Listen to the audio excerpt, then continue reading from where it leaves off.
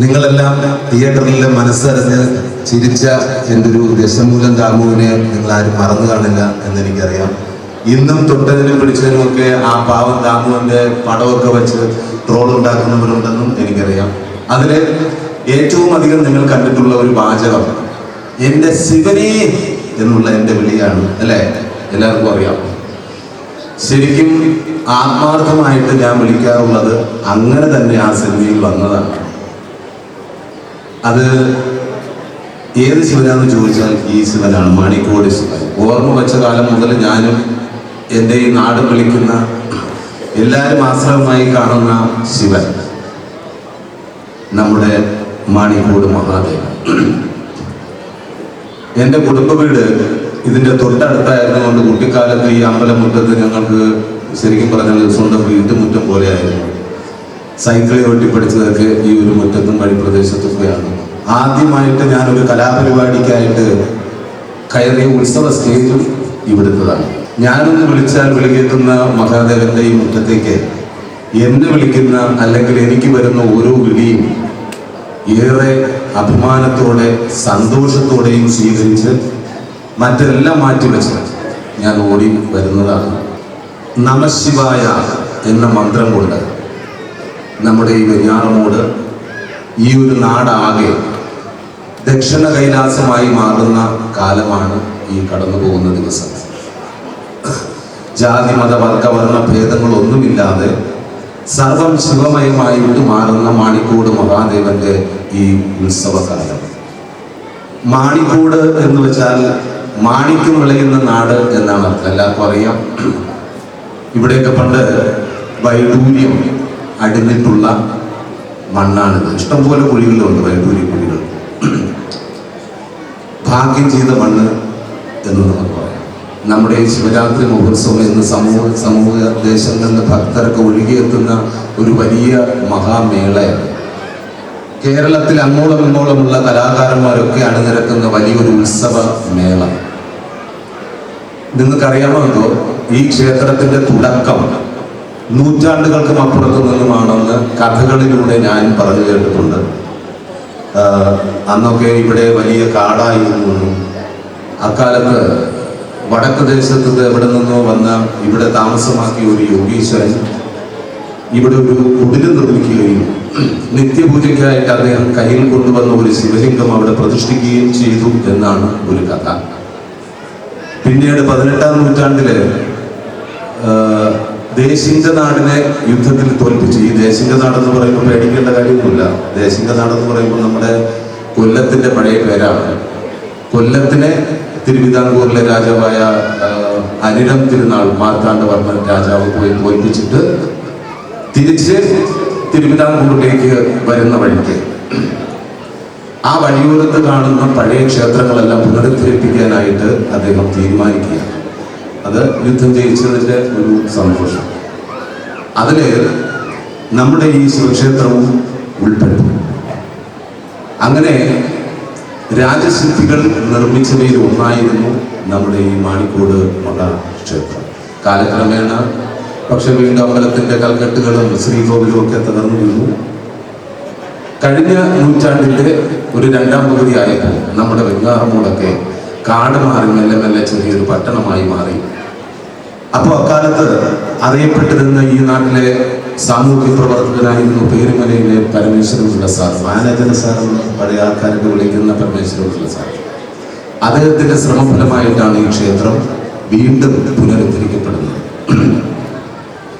നിങ്ങളിൽ പലർക്കും അറിയാത്തതായിരിക്കും, പേരുമല LPS സ്കൂളിന്റെ സ്ഥാപകനും ഉടമസ്ഥനും ഒക്കെ ആയിരുന്നു സാറ്. പിൽക്കാലത്ത് അദ്ദേഹം ആ സ്കൂളും സൗജന്യമായിട്ട് നമ്മുടെ സർക്കാരിന് കൈമാറിയതൊക്കെ ഈ നാടിൻ്റെ ചരിത്രമാണ്. നമ്മളതൊന്നും മറക്കാനും പാടില്ല. ഇന്ന് കാണുന്ന ഈ ശ്രീകോവിലും നന്ദി മണ്ഡപവും ഒക്കെ മനോഹരമായ ആ താഴികക്കുടം എല്ലാം നിലവിൽ വന്നത് നിത്യപൂജകൾ ആരംഭിച്ചതുമൊക്കെ അതിന് ശേഷമാണ്. കാലം എത്ര കഴിഞ്ഞു പോയാലും, എത്ര നാളിങ്ങനെ കാട് മൂടി കിടന്നെന്ന് പറഞ്ഞാലും ശക്തി ചോരാത്ത അനുഗ്രഹം കൊണ്ട് മാണിക്കോട് മഹാദേവൻ പ്രസാദിച്ചു. ഈ കാലം അത് അടിവരയിട്ട് പറയാം. മഹാദേവനെ തേടി വന്നവർ ആരും ദൈവം കൈവിട്ടിട്ടില്ല എന്നാണ് പലരുടെയും സ്വന്തമായിട്ടൊരു വാഹനം വാങ്ങുമ്പോൾ അല്ലെങ്കിൽ ഒരു വീട് വയ്ക്കുമ്പോൾ, വീട്ടിലൊരു വിവാഹം നടക്കുമ്പോൾ, പുതിയ വസ്തു വാങ്ങുമ്പോൾ, അങ്ങനെ തുടങ്ങി എല്ലാം ശിവഭഗവാന്റെ അനുഗ്രഹത്തോടെ പ്രസാദം തൊട്ട് സ്വീകരിക്കുന്നത് നമ്മുടെ ഈ നാടിന്റെ ഒരു ശീലമായി കഴിഞ്ഞിരിക്കുക. നാടെന്നും മഹാശിവരാത്രി ആഘോഷിക്കുന്ന ഈ ദിവസങ്ങളിൽ നമ്മൾ വെഞ്ഞാറമൂടുകാർക്ക് മാണിക്കോട് മേളയാണ്. 10 നാൾ നീണ്ടു നിൽക്കുന്ന മഹാമേള.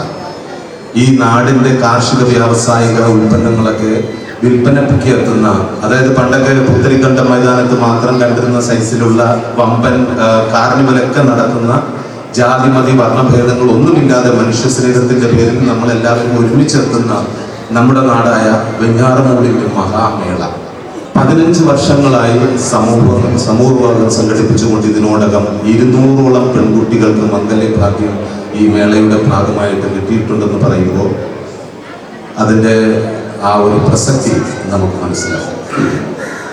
ഒട്ടേറെ നിർധനരായ മനുഷ്യർക്ക് ചികിത്സാ സഹായ വിതരണവും നൽകി വരുന്നുണ്ട്.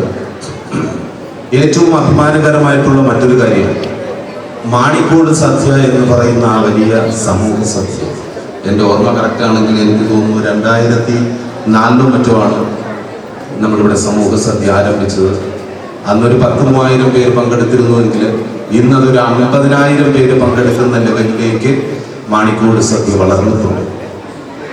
അതുപോലെ തന്നെ ഈ നാടിന് അഭിമാനമായി മാറിയ ആൾക്കാരെ പുരസ്കാരങ്ങൾ നൽകി ആദരിക്കുന്നത് എല്ലാം ഈ മേളയുടെ ഒരു വലിയ പ്രത്യേകതയാണ്. ഇത് നാടിൻ്റെ ഉത്സവമാണ്. ഉത്സവത്തിന്റെ ഉദ്ഘാടന ദിവസം ഇത്തവണ പ്രശസ്ത കവി ശ്രീ വി മധുസൂദനൻ നായർ സാർക്ക് കലാശ്രേഷ്ഠ പുരസ്കാരവും അതുപോലെ രാഷ്ട്രപതിയുടെ വിശിഷ്ട സേവാ മെഡൽ നേടിയ നമ്മുടെ നാട്ടിൻ്റെ പ്രിയങ്കരനായ പോലീസ് ഉദ്യോഗസ്ഥൻ ശ്രീ ഷാനവാസ് IPS സാറിന് കർമ്മശ്രേഷ്ഠ പുരസ്കാരവും സമർപ്പിച്ചിട്ടുണ്ട്. രണ്ടാൾക്ക് ഞാൻ വ്യക്തിപരമായ ആശംസകൾ അർപ്പിക്കുകയാണ്.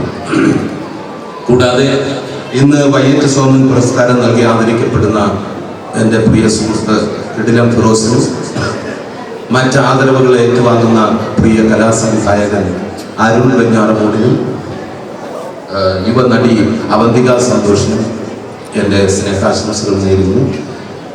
അവന്തിക നമുക്കറിയാം, നമ്മുടെ നാട്ടിൽ നിന്ന് വളർന്നു വരുന്ന ഒരു കലാകാരിയാണ്. അരുൺ വെഞ്ഞാറമൂടാവട്ടെ മലയാളത്തിലും തമിഴിലും വളരെ തിരക്കുള്ള കലാസംവിധായകൻ എന്ന നിലയിൽ ഞാൻ മുമ്പും പല വേദികളിൽ കണ്ടുമുട്ടിയിട്ടുള്ള ആളാണ്, പറഞ്ഞിട്ടുള്ള ആളാണ്. മൂന്നാമത്തെ ആള് എൻ്റെ ആത്മമിത്രങ്ങളിൽ ഒരാൾ തന്നെയാണ്, കിടിലം ഫിറോസ്. എത്തിയിട്ടുണ്ടോ? ഇവൻ ഇത്രയ്ക്ക് കിടിലമൊക്കെ ആകുന്നതിന് മുമ്പ് ഒട്ടേറെ വേദികളിൽ മിമിക്രി, മോണോ ആക്റ്റും, പ്രസംഗ മത്സരമായിട്ടൊക്കെ നമ്മൾ ഒരുമിച്ച് സഞ്ചരിച്ചിട്ടുണ്ട്. അന്നൊക്കെ ഓരോ പരിപാടി കഴിഞ്ഞ് വരുമ്പോൾ ഫിറോസേ അത് കിടിലമായിരുന്നടാ എന്ന് ഞങ്ങൾ പറയാൻ തുടങ്ങുന്നതിൻ്റെ ബാക്കി പത്രമാണ് ഇവൻ പിന്നീട് റേഡിയോയിൽ കയറിയപ്പോൾ കിടിലം ഫിറോസുമാക്കി മാറ്റിയത് എന്ന് ഞാൻ മനസ്സിലാക്കുന്നു. അവൻ്റെ കാലാകാലങ്ങളിലുള്ള വളർച്ചയിൽ എനിക്കുള്ള അഭിമാനം എത്ര വലുതാണെന്ന് ഈ നാട്ടിൽ പറയാൻ ഇതിലും വലിയൊരു അവസരം, വേദിയോ എനിക്ക് ഇതുവരെ കിട്ടിയിരുന്നില്ല. ഞാൻ ചില കാര്യങ്ങൾ അതുകൊണ്ട് പറഞ്ഞേ പറ്റൂ. അതാണ് ചിലപ്പോൾ നമ്മുടെ നാട്ടിൽ പലർക്കും ഫിറോസ് ചെയ്ത കാര്യങ്ങളുടെ നേട്ടങ്ങളുടെയും വലിപ്പം മനസ്സിലായിട്ടില്ല എന്നതും അതിനൊരു കാരണമായിട്ടുണ്ടാവും. ഇന്ത്യയിലെ ഏറ്റവും മികച്ച റേഡിയോ അവതാരമുള്ള 2024 ഗോൾഡൻ മൈക്ക് എന്ന ഇന്ത്യയിലെ തന്നെ ടോപ്പ് പുരസ്കാരം ഫിറോസ് നേടിയത് ആള് ശരിക്കും കിടിലമായതുകൊണ്ടാണ്. പിന്നീട് ഞാനവനെ കാണുന്നത് പല പ്രാവശ്യം കണ്ടിട്ടുണ്ട്, പ്രശസ്തമായ ബിഗ് ബോസ് ഹൗസ്.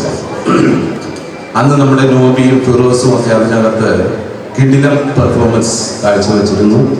പക്ഷേ എല്ലാത്തിലും മേലെ എൻ്റെ സുഹൃത്ത് എന്ന നിലയ്ക്ക് ഏറ്റവും അഭിമാനത്തോടെ ഫിറോസിനെ ചേർത്ത് പിടിക്കാൻ തോന്നിയത് ഫിറോസ് ചെയ്ത സൽപ്രവൃത്തികൾ അറിയുമ്പോഴാണ്. നമ്മുടെ നാട്ടിലെ പ്രളയകാലത്തും ഉരുൾപൊട്ടലിലുമൊക്കെ നല്ലവരായ ആളുകളെ സംഘടിപ്പിച്ചുകൊണ്ട് സേവന പ്രവർത്തനങ്ങൾക്ക് നേതൃത്വം കൊടുത്തതും ലഹരി ഉപയോഗത്തിനെതിരെ ജനശ്രദ്ധ കൊണ്ടുവരാനായിട്ട് പ്രവർത്തിച്ചതുമൊക്കെ നമ്മളെല്ലാവരും കണ്ടിട്ടുണ്ട്. പക്ഷേ നമ്മുടെ ഈ വെഞ്ഞാറമൂട്ടില് നിങ്ങളിൽ എത്ര പേർക്ക് സനാഥാലയം എന്ന സ്ഥാപനത്തെ കുറിച്ച് അറിയാം എന്ന് എനിക്കറിയില്ല. ഈ സനാഥാലയം കേരളത്തിലെ പല നാടുകളിൽ നിന്ന് തിരുവനന്തപുരത്തെ ക്യാൻസർ സെന്ററിലേക്ക് ചികിത്സ തേടിയെത്തുന്ന ഒരുപാട് പാവങ്ങളുണ്ട്.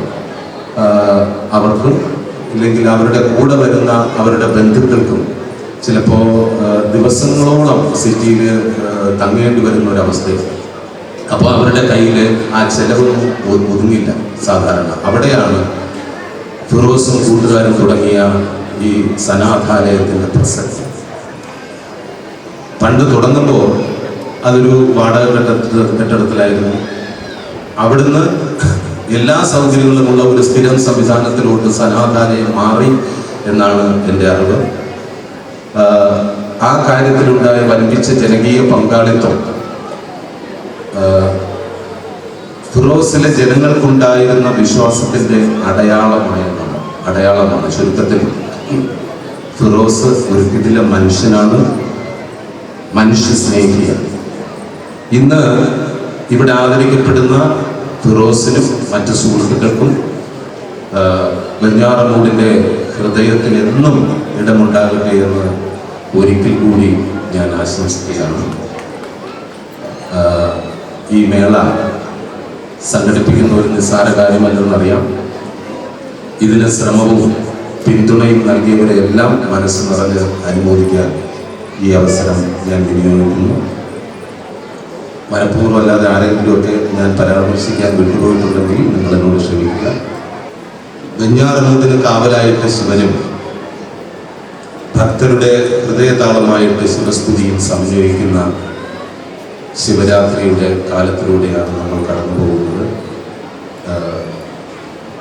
നടരാജൻ്റെ ആ തൃപ്പാദങ്ങളിൽ മനസ്സിലെ സങ്കടങ്ങളെല്ലാം ഇറക്കി വച്ചിട്ട് ഭക്തർ മടങ്ങുമ്പോഴും ഈ നാട്ടിലെ ഓരോ വീടും ശിവചൈതന്യം കൊണ്ട് അനുഗ്രഹിക്കപ്പെടട്ടെ, ധന്യമാകട്ടെ എന്ന് ആശംസിച്ചുകൊണ്ട് നിങ്ങളുടെ ഏവരുടെയും അനുഭവത്തോടു കൂടി ഈ മഹാശിവരാത്രി മഹോത്സവത്തിൻ്റെ സാംസ്കാരിക സമ്മേളനം ഔപചാരികമായി ഉദ്ഘാടനം ചെയ്തതായി അറിയിക്കുന്നു.